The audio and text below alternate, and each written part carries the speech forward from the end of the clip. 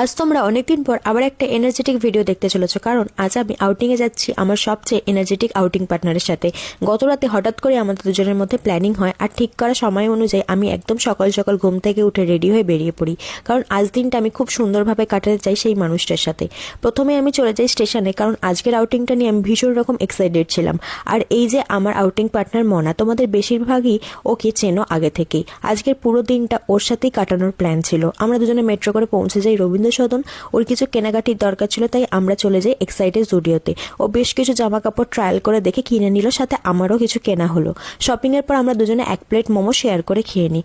এরপর আমরা চলে যাই নন্দন, কারণ আজকে আমরা সিনেমা দেখবো ঠিক করেছিলাম, কিন্তু সিনেমা শুরু হতে দেরি থাকায় আমরা বসে এক কাপ করে চা খেয়ে নিই, কারণ আমরা দুজনেই ছিলাম ভীষণ চা প্রেমী। সিনেমা শুরু হওয়ার 15 মিনিট আগে গিয়ে দেখি হলে ঢোকার জন্য বিশাল লাইন। অগত্যা লাইনে দাঁড়িয়ে প্রায় 10 থেকে 12 মিনিটের মধ্যেই টিকিট স্ক্যান করে আমরা হলে ঢুকে পড়ি।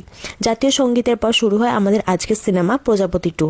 সিনেমাটা কেমন লাগলো সেই পুরো গল্পটা কিন্তু অন্য একটা ভিডিওতে আসবে, তাই অবশ্যই আমাকে ফলো করে রেখো। সিনেমা দেখে বেরিয়ে আমরা দুজনেই প্রচণ্ড খিদে পেয়ে যায়, তাই আমরা ফুড কেবিনে গিয়ে একটা করে রুমালি রুটি, এক প্লেট চিলি চিকেন আর একটা করে ডায়মন্ড ফিশ ফ্রাই অর্ডার করে দিই।